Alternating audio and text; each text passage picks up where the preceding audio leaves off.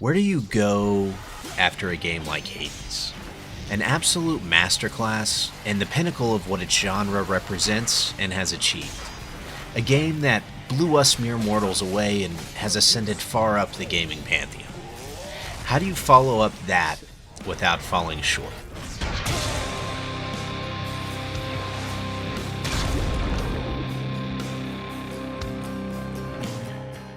Well, for Supergiant Games, their solution was to make a truly Supergiant sequel.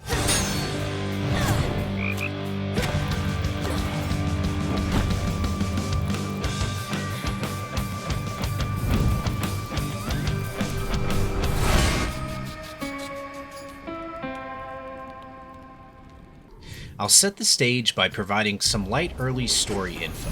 Death to Kronos. Now in this video, I'm not going to go out of my way to spoil any specific story beats.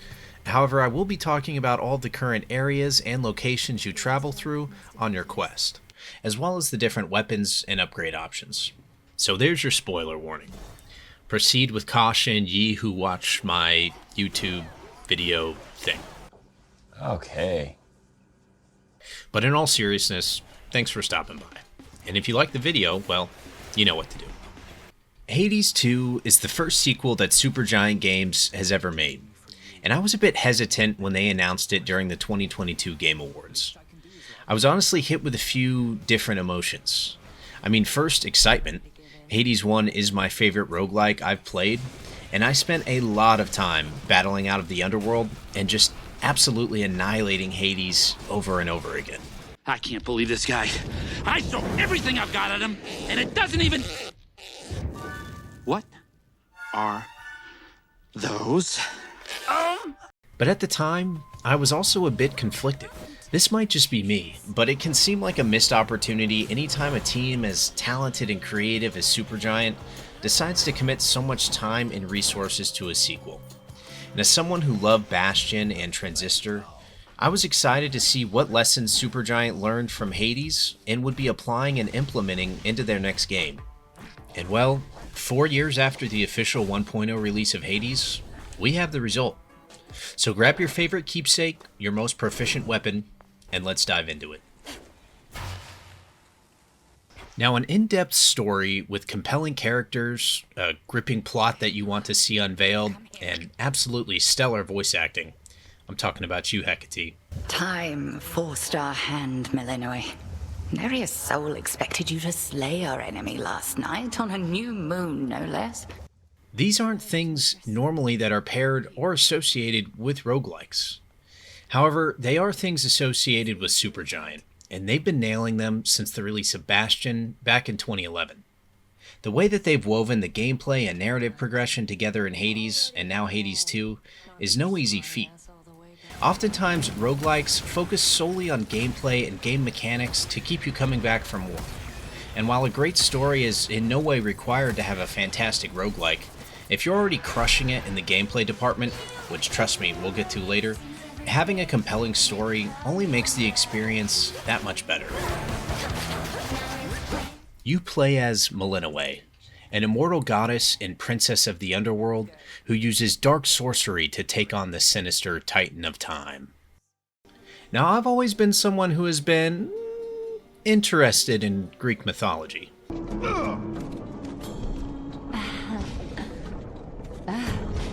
Not sure what it was that aroused my interest in it, though.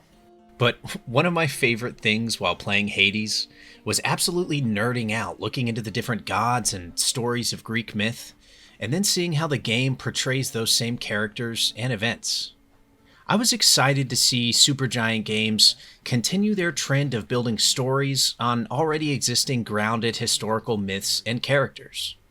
Millenoi is the daughter of Persephone, and thus sister to Zagreus.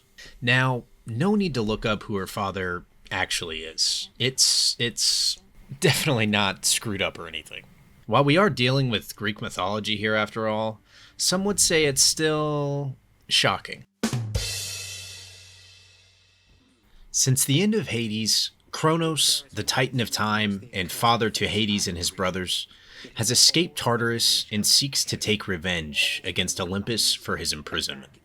Hades, Persephone, and your brother Zagreus are nowhere to be found, and Malinois has a score to settle.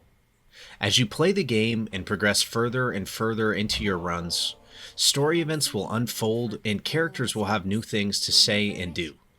Story progression is rewarding, and even in early access, there's already a lot to experience and see.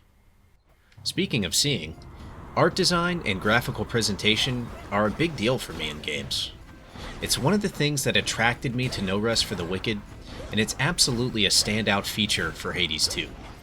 Art direction and graphical fidelity are kind of like a YouTube thumbnail. It's important in terms of grabbing my attention and pulling me in, but if there's nothing to keep me engaged, I'm going to skip to another video. And the best games out there are ones with unique art styles and visuals that draw us in, and then gameplay and world building or story is what keeps us coming back for more. In the case of Hades' incredibly unique art style, we have just one entity to thank, and that's Gen Z. What? No, not that Gen Z. This Gen Z. She is the art director at Supergiant Games and was solely responsible for all of the artwork done in Bastion. Her vision and style have no doubt shaped Hades and Hades 2 into the timeless visual masterpieces that they are. And a pulled-in FOV really helps you admire all of the detail of Malinois and the stunning beauty of the game. If you enjoyed how Hades played and felt to control, you'll be right at home here in Hades 2. The game feels responsive and player movement is fast and fluid. However, there have been a couple of changes added. Unlike Zagreus, Malinois can't spam multiple dodges. You can dodge once, wait the very short cooldown period, and dodge again. There's a nice visual indicator of this reset, however after playing for just a short time, you'll likely just memorize the timing. Malinois can also sprint, so that's something, I guess. You know what? It's actually a great mechanic, but that's just how I felt when the game first launched. However, after updates from Supergiant tweaking sprint speed, along with just using the mechanic more and more, I've honestly become a big fan of it. It's fun to use, and it also adds combat implications. Now, what are those combat implications? Well, great question. Glad you asked. Let's jump into it and talk cling cling. Hades 2 combat is more grounded and precise than the first. One of the biggest factors contributing to this is that you can't spam multiple dashes. You have to be precise with your dodge, because while it only takes a second or two to come back, it's not like you can double tap your dodge to get extra invincibility frames and dash across the map. To make up for this, you can now sprint in Hades 2, and as mentioned before, I wasn't sold at first.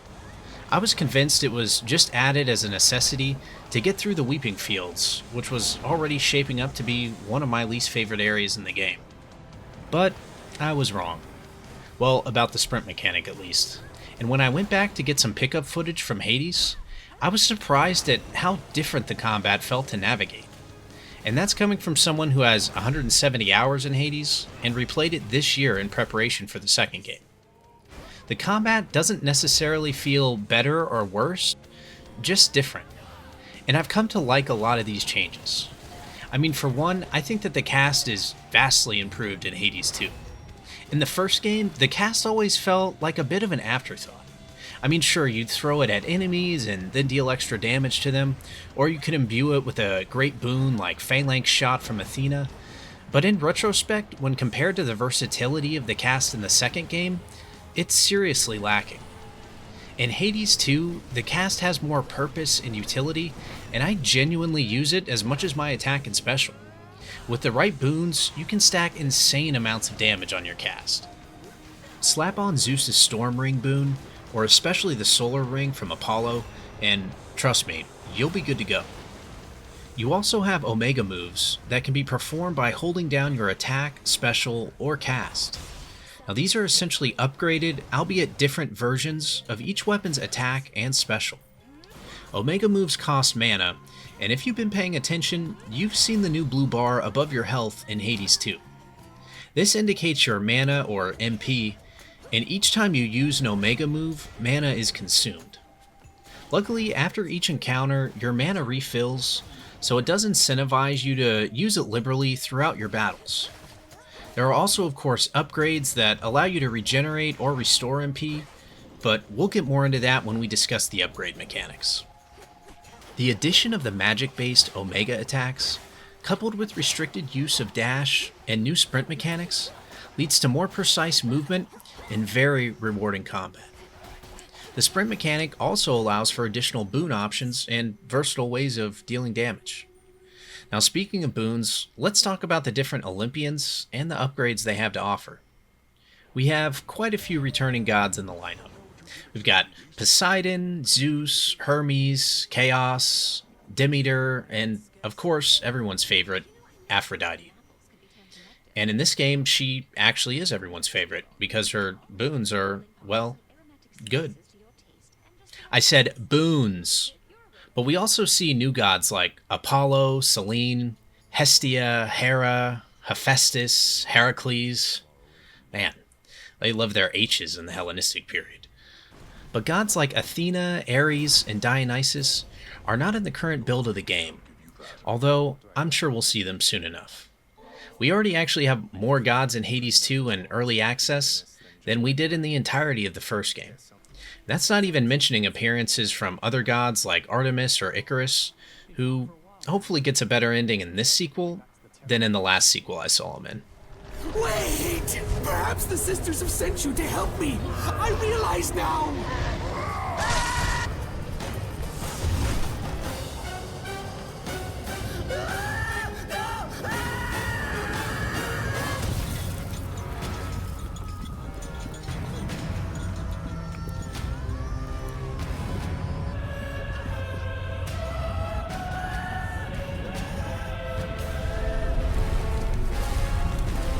Damn. I always forget how hard God of War 1 and 2 went. With that said, the boons in Hades 2 on their own are not as outright powerful as the boons in the first game. But I think that's actually a good thing. See, for one, Hades 2 is more difficult than Hades. Melinoe is squishier than Zagreus, and enemies seem to be even more lethal and aggressive. However, Melinoe has more build variety and combat options than Zagreus did.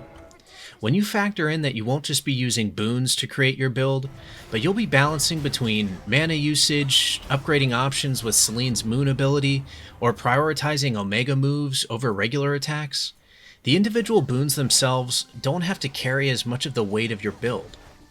Like in Hades, you never know exactly what build you're going to end up with, and in Hades 2, those options are multiplied and significantly more complex. This can lead to some boons feeling underwhelming and really only useful for very specific builds. There are many boons in the first game like Hyper Sprint and Divine Dash that are useful regardless of what your build was. And while some may say that those boons are overpowered, I think in a game as reliant on RNG as Hades is, it's nice to have boon options that are solid across the board, mixed in with boons that are much more build specific. Now, don't get the wrong idea here. I'm in no way saying that the boons in Hades 2 aren't satisfying or powerful. I mean, you can create some insane synergy and high DPS builds. This is especially the case if you take the time to look at the codex and go for specific duo or legendary boons, and then take the appropriate keepsakes to see the specific gods needed. Take Aphrodite for instance. Damage boost on close range attacks is one of the best upgrades in the game, especially with the Sister Blades and the Moonlight Axe, which are two of the only 3 fun weapons to use in the game. Ah yes, this brings us to the weapons. This may be my most contentious opinion, but I feel like the weapons in Hades 2 are rather lackluster. Now that might sound harsh, but hear me out. The axe, in my opinion, is S tier. I mean, I love using heavy-hitting weapons. The aspect of Arthur was one of my favorite aspects in the first game. I mean, what can I say? I like when big weapons do big damage. I'm a simple guy. The Sister Blades are a great addition as well, and I love the versatility of the weapon and the builds that you can create with it. And the Witch's Staff is also a great weapon and a worthy contender to stand amongst all the fun weapons to use in Hades so far. However, the Umbral Flames and the Argent Skull are not great. And I don't mean they're not great in the sense that they're not viable weapons. I mean, they're totally viable. And even more so after the latest patch that Supergiant dropped this week. I mean, they're not great because they're not fun or really even satisfying to use. I don't know, if you like those two weapons, more power to you, that's awesome. But for me, I like to feel like a badass when I'm playing. And this just doesn't cut it. But let's get into an area that I think is a solid improvement over the first game, and that's boss design. Now, I like the bosses in Hades. I thought the Bone Hydra was probably the weakest overall, but still a solid fight. Hades 2 brings things to the next level with more complex and mostly more difficult encounters. Hecate, Scylla and the Sirens, and Kronos are all solid boss fights in my opinion. I do think that the Ares fight is a bit trivial once you learn her moveset, but I think that that can be balanced with future updates. Scylla and the Sirens, though, take the number one spot for me. I mean, the design of the Sirens is perfect. The song and arena is fitting, and I love the mechanic of taking out individual band members in different orders to actually change what instruments are being played during the boss fight. And speaking of great music and sound, let's talk about the audio design for Hades 2, because it's god tier. Hades has always had great sound design and voice acting. Attacks and movements feel strong and satisfying, and this is no different in Hades 2. But where these games truly shine is their music. Now, I've been listening to the Hades soundtrack on repeat while working on this video, and I gotta say, it's just such a vibe. What does that even mean? I don't know, but it's freaking awesome. The first time I ran into Eurydice in Asphodel was one of those moments in gaming where I just had to pause and take it all in. Luckily, Hades 2 keeps many of these same beats. Boss themes are unique and stand out, and gods like Artemis and Icarus get their own theme when they enter an encounter. Yes, I know Icarus isn't actually a real god.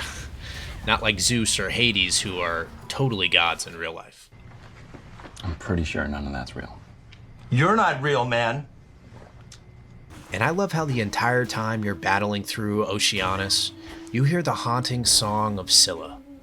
But even the most seductive sirens can be slain, as long as it's in the cards for you. Speaking of, let's talk about the Arcana cards and how Millennium can use them to grow permanently stronger. Like in the first game, you slowly gain and acquire abilities that will permanently assist you on your quest. At the Altar of Ashes, you can equip and upgrade specific Arcana cards you want for your run. However, you only have limited grasp, especially starting out, and therefore you can only equip so many cards at once. Luckily, you are able to expand this capacity so that you will be able to have quite a few cards activated depending on how much grasp they each cost. But you won't be able to have anywhere near all of them activated, so you'll definitely be making some tough decisions. Additionally, there are unique bonus cards that use 0 grasp, but in order for them to be awakened, they may require you to have all cards in a row activated, or 3 cards that require the same amount of grasp active at once. This oftentimes forces you to decide if it's worth activating a card you may not typically use in order to awaken a unique card ability that doesn't consume any grasp. Compared to the Mirror of Night and Hades, the Arcana card system offers significantly more customization and unique builds to comprise. On top of this, you are able to upgrade each different card's potency with, you guessed it, resources. Now on your various runs through the underworld and surface, you'll be collecting boatloads of resources. Some of these are found as rewards for completing encounters and can be used to expand your grasp or unlock new Arcana cards, but others must be harvested by the different gathering tools that Hades 2 has to offer. So, put your hands together as we introduce... The Crescent Pit! Are you looking to gather all the silver, bronze, iron, and marble your heart can desire? Well, look no further, because we've also got the great Rod of Fishing! Custom made to meet all of your underworld fishing endeavors! sisters! Hold on, stop. What is going on here? But wait, that's not all. We've also got the Silver Spade! Are you looking to harvest more seeds than you could possibly plant? If you answered that question, then the Silver Spade is for you! And finally, we've got the Tablet of Peace, the most effective way to free lost, tormented souls, but more importantly, upgrade your grasp. Now, for the moment you've all been waiting for, it's the main man who can't be seen. It's Hades. We're talking about Hades. Sorry about that.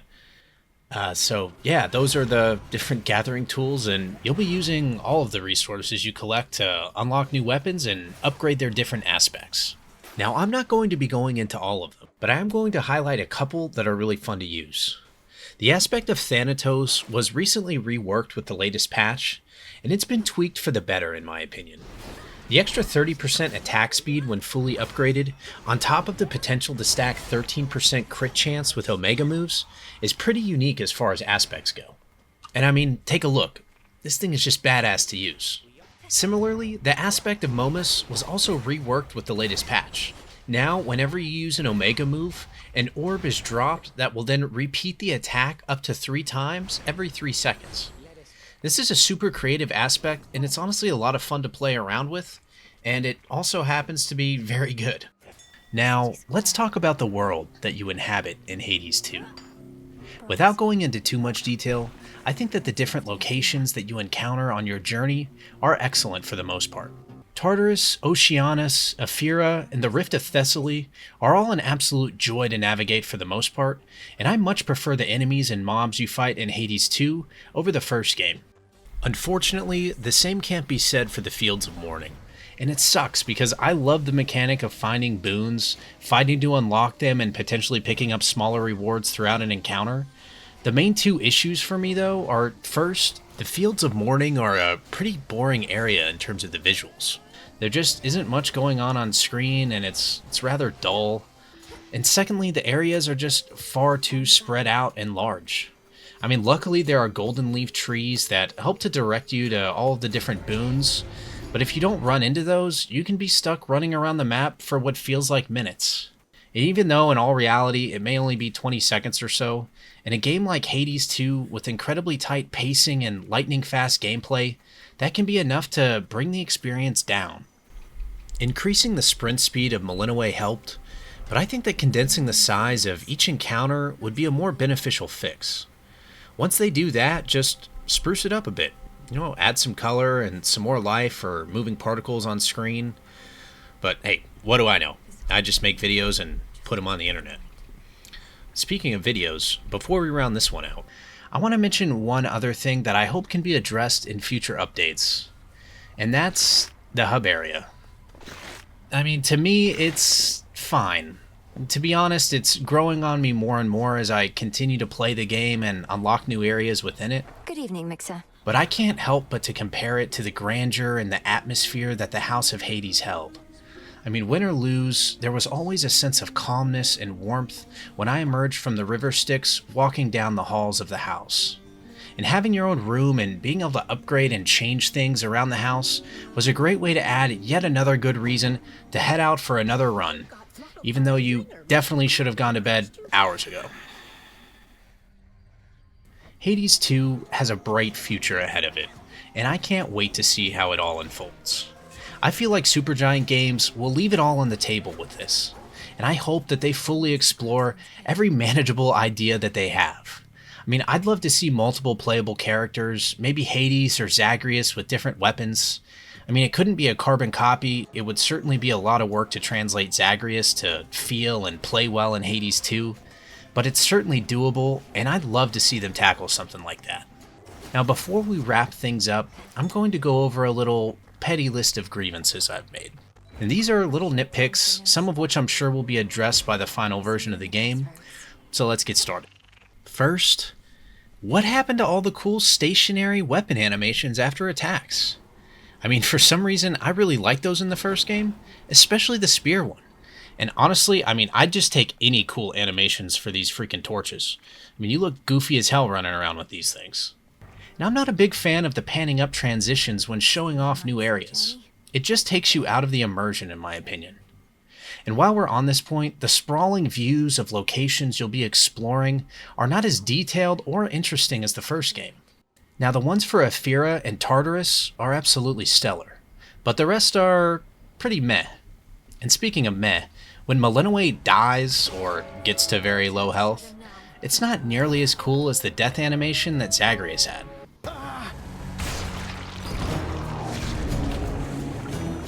Now, I get it, lore-wise, Malinois isn't actually dying, but still, it's just not as cool.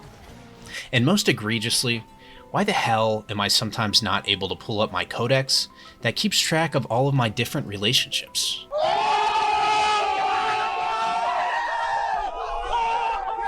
I'm talking about the relationships in the game. I can't remember everyone I've gifted nectar to, and my brain is permanently broken to never use any items ever, because at some point there might be a time in the future that I may need them. Spoiler alert, it never happens, but the point still stands. And by the way, to prove how broken I am, this is footage of my next run on the surface, gifting Icarus the nectar after I was able to confirm that I actually needed to. So, take this list of nitpicks here with a grain of salt, because I'm clearly not all there. But luckily for us, Supergiant Games is. And we have one of the best independent game development teams pouring their heart and soul into tweaking and improving Hades 2. Now, I have no doubt that the final 1.0 release of the game will be the best roguelike that has ever been made. And until then, we'll be patiently waiting and playing to kill time. Thanks for checking out my channel and sticking around to the end of the video. If you like the content I've been making so far, then consider subscribing. It means a lot. Bonus points if you can hear where in the video my dog Nox makes a cameo. And until next time, peace.